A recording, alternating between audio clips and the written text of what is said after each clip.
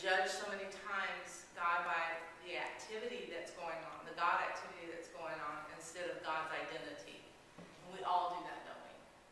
You know, there have been seasons in my own life where I have surely felt that God was not present. Have you all felt that way at some point? We've all felt like God took a vacation, or God was mad at us, or God was, or we have committed some sin that we weren't even aware of, and God had taken a vacation. And yet there was just that anger that was resident inside of us. Well, what is God doing is the title of today's lesson. And where change always disrupts our lives, and you need to write that down. When change comes in your life, it disrupts your life, doesn't it? It turns things upside down. I know it does with me. None of us love change. I don't know. Maybe you're different than I am, but I really just don't enjoy change. I like everything. I like the consistency. I like God fitting in to my schedule every morning. I can remember, getting very upset with my children one day because, the morning was my time that I spent with God.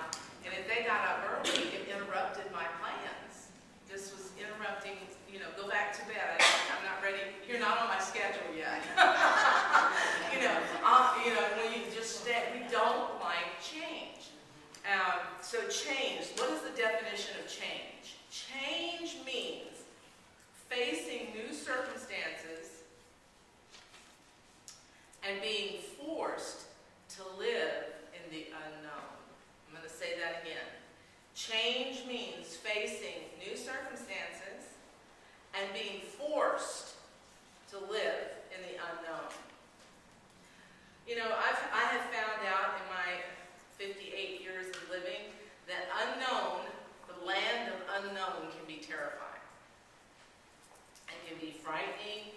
It can be very, very, very fearful. But God uses change repeatedly through Scriptures. He named a few. He talked about Joseph today. But you know what? God just used change all the way through, from Genesis to Revelation. He used change, unannounced change, unexpected change, even some forced change he used to develop people, to develop us. God can use change. Write that down. God can use change. He always has. He always has. He used it with Noah. Can you imagine when he came and told Noah to build a boat?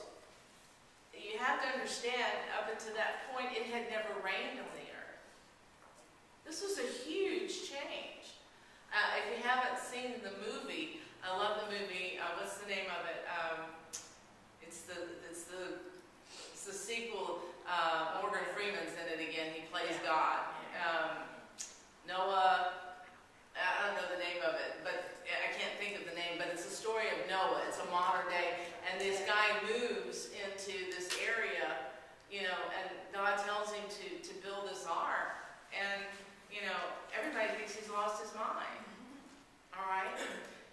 Everybody thought Noah had lost his mind because the change that God made in Noah's life, I believe it said that Noah was a good man. It repeatedly said that. He wasn't an evil man. He lived a good life.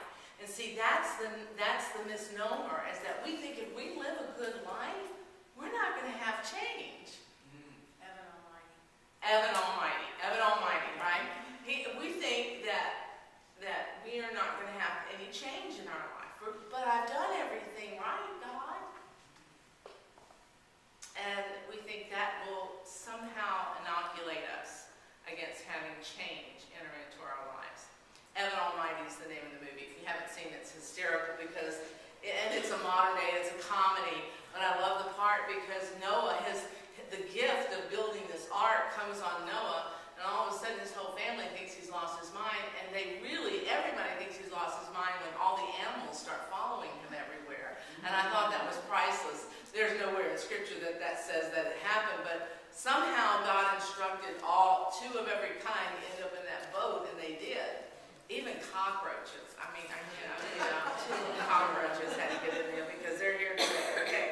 So crisis and shattered dreams, you can write those two words, crisis and shattered dreams are often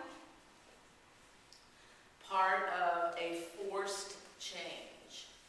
When crisis comes and shattered dreams come, it's often the result of forced change. I'm being forced into making a shift or a change. Crisis and shattered dreams have an opening theme song. Do you have an opening theme song? When I was a little girl, and I'm going to date myself, but I don't know, how many of you girls in here, I'll find out who's in my club, you remember Bonanza? Okay. I can hear the theme in my head, okay?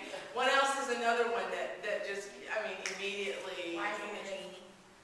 yes, I Dream of Jeannie, yes. Who? The Rifleman. The Rifleman, okay. Huh? Love Boat. Oh my gosh. I mean, immediately when that music started, you hear it, you know, Dallas, you know what's coming next, right? You know that this is what's coming on. Now it's Law and Order. What do you hear? Da-dong. Okay, everybody knows the dong on Law and Order. Listen, sometimes we have those anthems or themes in our lives when we begin to feel that God's going to make a change in our life, or there's a crisis coming, or there's a shattered dream on the horizon, and all of a sudden we have a theme that plays off in our head. And we talked about that last week, about running, right? Who was it? Deborah said, I put my running shoes on when crisis comes. You know, we talked about how many of us have a whole mind way we think, our whole brain waves shift when we sense crisis or a shattered dream coming up on the horizon. Immediately, what do?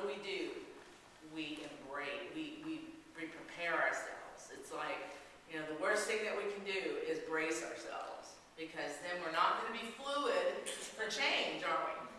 Because that shattered crisis or shattered dream is going to force us into what?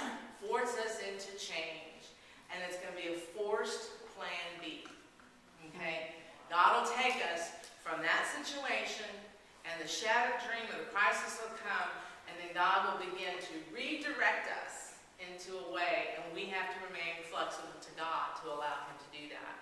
So, crisis and shattered dreams have an opening theme often in our lives. You know what? I'm gonna challenge that anthem in your head. Whether your anthem comes, you know, whether you feel like you're hearing that shattered dream or crisis coming over a financial change, a career change, a divorce, a sickness, fear of something. This is the reality. Is don't think this way. I don't know what you think of when crisis or shattered dreams come, but I want you to stop right now, and I want you to write yourself a sentence on some piece of paper, even if it's a gum wrapper that you got in your purse. But I want you to write down on there, do not replay the same mental behavior that you have always done in crisis past. Because if you've hit a crisis and you've acted a certain way, and it's not brought you closer to God, and it's not brought you into, it's not built your faith in God, then you need to stop the old thinking. You can't do this again, all right? You can't make the same choices that you made in the past, and that's what we have to do. Fear without faith will eat you alive. We need to write that statement down.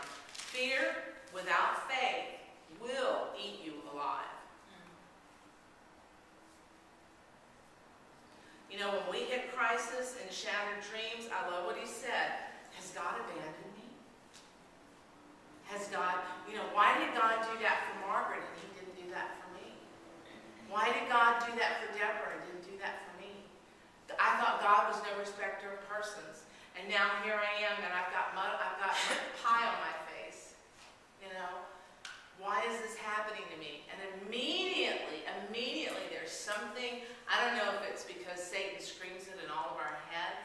But immediately the thing we think is, God's abandoned me.